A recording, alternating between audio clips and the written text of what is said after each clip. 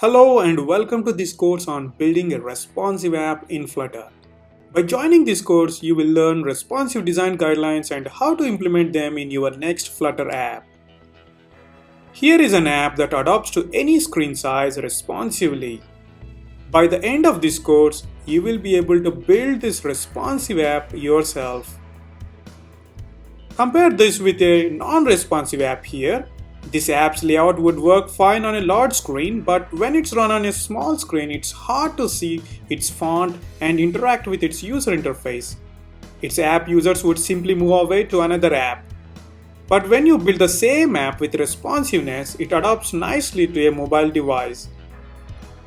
For a multi-platform app with a single code base, the app UI needs to adapt to any screen size and any device.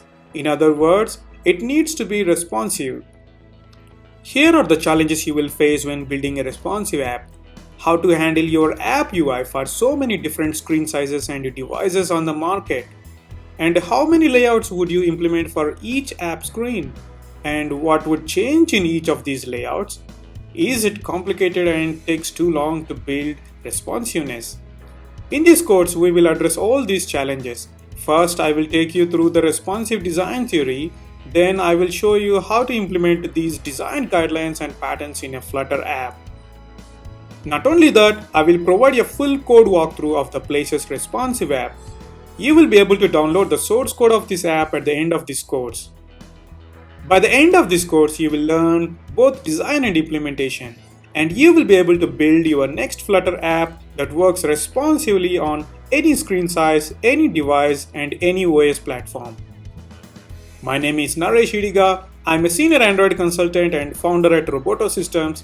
I have been obsessed with app development for more than 10 years, and I have been developing software for more than 14 years.